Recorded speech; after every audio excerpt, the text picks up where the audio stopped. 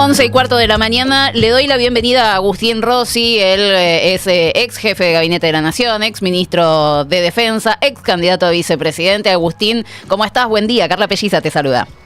¿Qué tal, Carla? ¿Cómo va? Buen día. Muy bien. Bueno, vamos a charlar muchas cosas con vos, pero en principio te quiero consultar por esta gran noticia que conocimos en el fin de semana y que vos respondiste también en redes sociales, que es la decisión del gobierno nacional, defendida por el ministro de Defensa, Luis Petri, de hacer que las Fuerzas Armadas en frontera, puntualmente en la frontera norte, puedan detener en flagrancia a personas civiles. Contanos un poquito de qué se trata esta medida y cuáles son los peligros que vos ves en esta medida.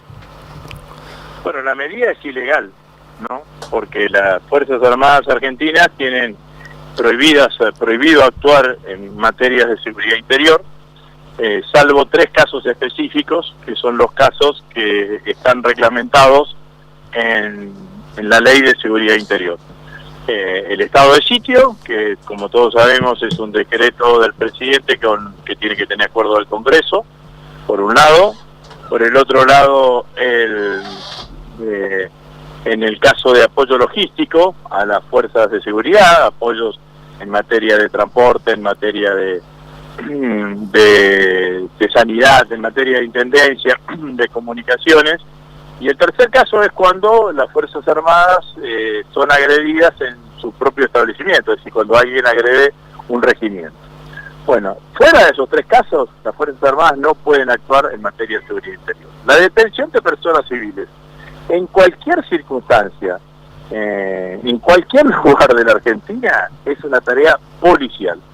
Por lo tanto, el ministro que se basa en una resolución que dictó él, sostenida por un decreto que dictó el presidente en fines de diciembre del año pasado, ese decreto y esa resolución violan la Ley de Seguridad Interior.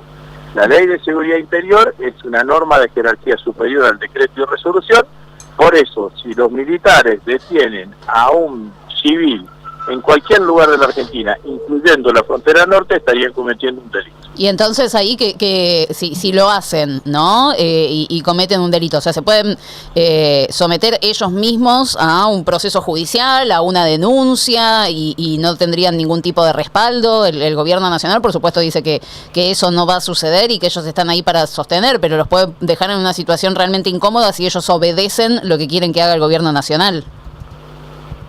Bueno, pero la verdad que lo más indignante es que Petri manda a hacer ese tipo de cosas sin la cobertura legal. Para decirlo claramente, lo está utilizando como carne de cañón, para cumplir con el deseo de él y de la ministra de Seguridad de involucrar a las Fuerzas Armadas en cuestiones de seguridad interior. Probablemente si suceda alguna cuestión de esa característica, se tramite una causa judicial y después el que termine penado por la resolución esa judicial termine siendo el efectivo, el personal militar que actúe de esa manera. Y el ministro Petri ya a esa altura de la cuestión va a estar en Mendoza, digamos, ¿no? Dedicándose a otra cosa y a no ser ministro de Defensa.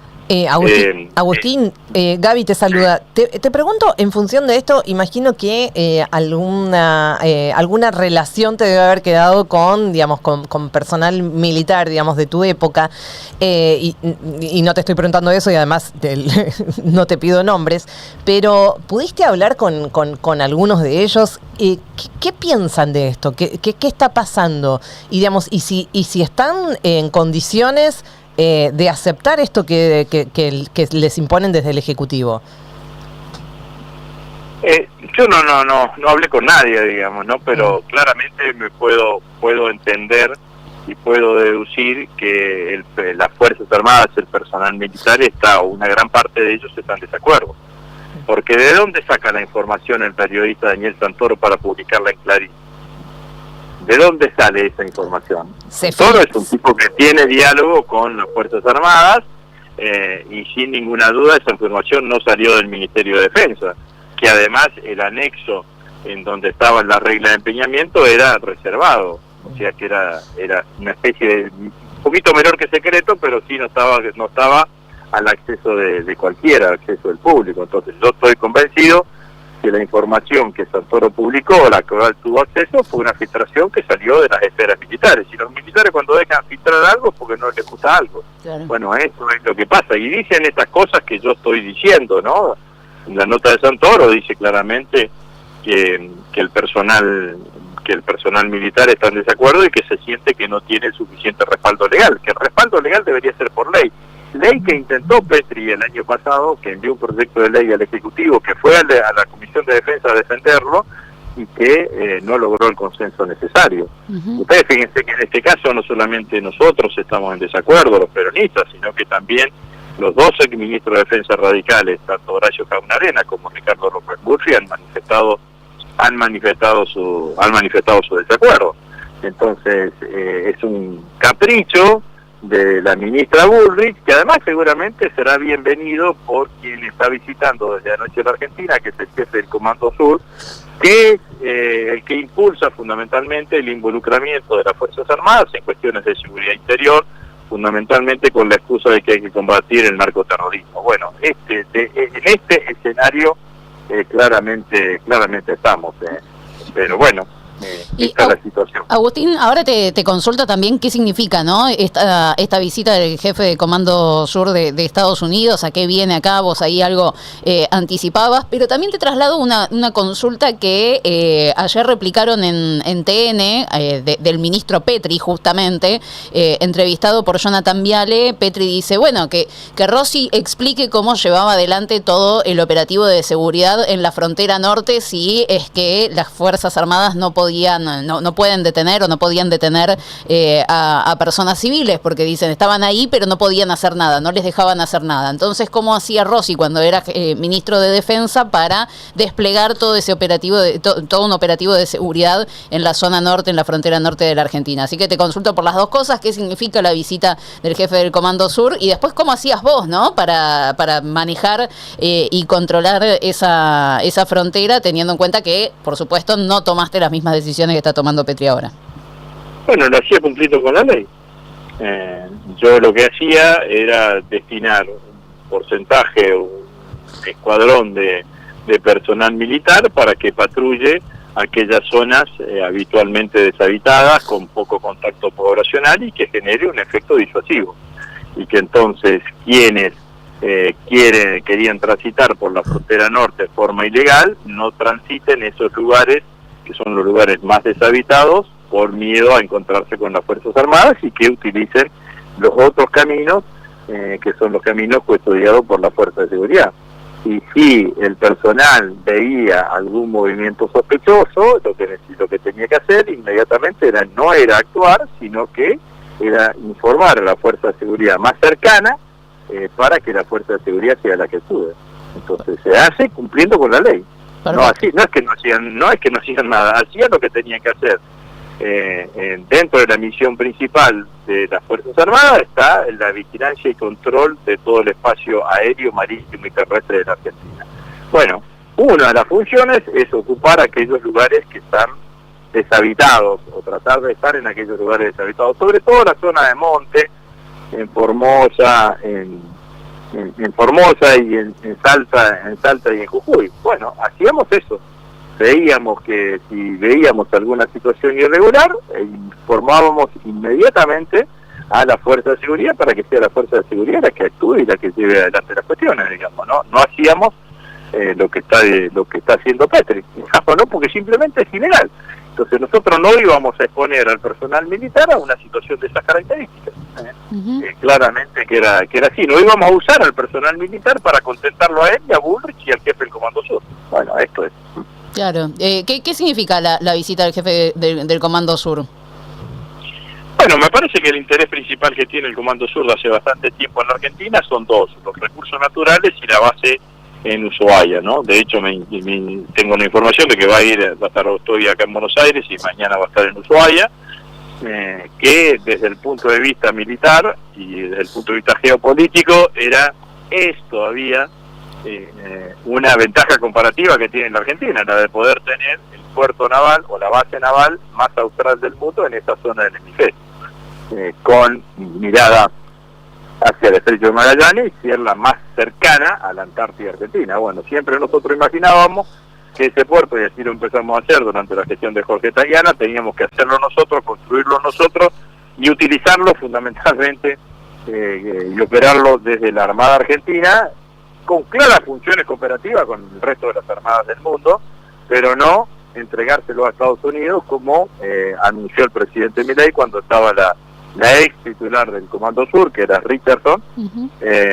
cuando se acuerdan que hizo el presidente un acto de madrugada en Ushuaia anunciando que le ofrecía a los Estados Unidos construir la base en conjunta, cosa que Estados Unidos todavía no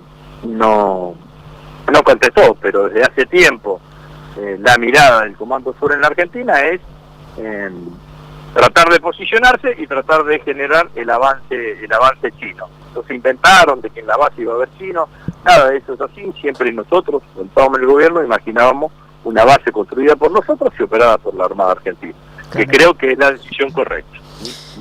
Agustín, te aprovecho y te llevo para el lado electoral. Ahora vamos a hablar de el anuncio de tu candidatura, de cómo está el escenario en Santa Fe, pero primero, ya que estamos hablando de Estados Unidos, me gustaría conocer tu punto de vista sobre lo que dijo Cristalina Georgieva a fines de la semana pasada, básicamente que había que votar a Milei para sostener este programa político económico y que el Fondo Monetario estaba ahí para colaborar con ese desafío y la discusión que se abre a partir de eso. Entiendo que hay bastantes irregularidades planteadas en esta nueva toma de crédito que hace el gobierno de Javier Milei. Si te parece que hay suficientes causales como por lo menos para desconocerla o por lo menos para poner bajo investigación esta deuda y su posibilidad de pago o no. Bueno, yo creo que la deuda es impagable con el fondo, ¿no? Si nosotros queremos imaginarnos un camino de crecimiento económico, de desarrollo con inclusión social, esta deuda que ha tomado la Argentina en el gobierno de Macri y ahora en el gobierno de Milei es claramente impagable, ¿no? O muy difícil de pagar si no la Argentina no tiene periodo de crecimiento económico y de acumulación de reservas que en el tiempo que la puedan hacer efectiva. Este último tramo, el tramo que llevó adelante Milei, aprobado por DNU sin contar con la ley necesaria, reúne todas las condiciones para que la desconozcamos, estos últimos 20.000 millones, y yo creo que eso un futuro gobierno nacional y popular tiene que desconocer este último tramo de la deuda. Yo creo que lo de Cristalina Georgieva lo que hace es mostrar claramente la cara del fondo. El fondo no está actuando conforme a sus reglamentos y conforme al funcionamiento del Fondo Monetario Internacional, sino que el fondo está actuando en función de necesidades políticas que el fondo, en este caso Cristalina, Trump, visualizan. Le pusieron los 45.000 millones de dólares a Macri para que Macri logre la reelección, fracasaron, y le han puesto estos 20.000 millones de dólares a Milei en un momento que el gobierno ya estaba con pool motor, para tratar de que Milei le vaya bien en estas elecciones parlamentarias. Bueno, si eso era deducible, las expresiones de Georgieva lo dejan absolutamente de manifiesto. El fondo juega un carácter político, juega un rol político. Ese rol político está asociado a los gobiernos de derecha o de ultraderecha en la Argentina, el de Macri y el de Milei. Nosotros tenemos todo el derecho y además la obligación de contestar en términos políticos. Entonces, la plata que le dieron a la Argentina no era para la Argentina, sino era para Macri y para Milei. Y así que deberá ser nuestra respuesta, porque la verdad es que no nos dejan otro camino, y porque además es injusto que nosotros estemos reconociendo la deuda que ellos toman cuando la plata que le dan es para garantizar la continuidad de los gobiernos de derecha y de ultraderecha en nuestro país. Y Agustín, ahora sí te llevo a esta candidatura que anunciaste de ser candidato a diputado nacional en la provincia de Santa Fe. Recientemente hubo elecciones en tu provincia, se eligieron convencionales constituyentes y las PASO para cargos locales con muy baja participación y un peronismo dividido, así que te consulto cuál pensás que puede llegar a ser el escenario también para esa elección de la que querés participar, que es una elección nacional, si esperás mayor concurrencia, pues llama la atención la falta de concurrencia a las urnas, y si hay chances de encontrar a un peronismo unido o si te vas a insertar en un escenario también de fragmentación del movimiento. Bueno, empiezo por la última reflexión. Voy a hacer todo lo posible y todo lo que esté a mi alcance para que el peronismo esté unido. De hecho, lo hice para la elección de constituyente.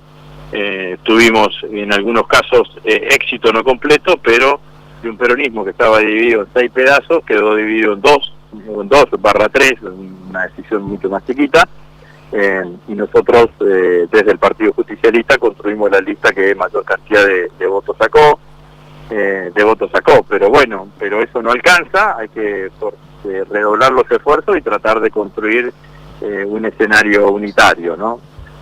Yo vengo diciendo que me parece que en esta etapa de la política argentina el peronismo, la unión del peronismo, la unidad del peronismo no es opcional, sino que es casi una obligación. Eso en primer lugar.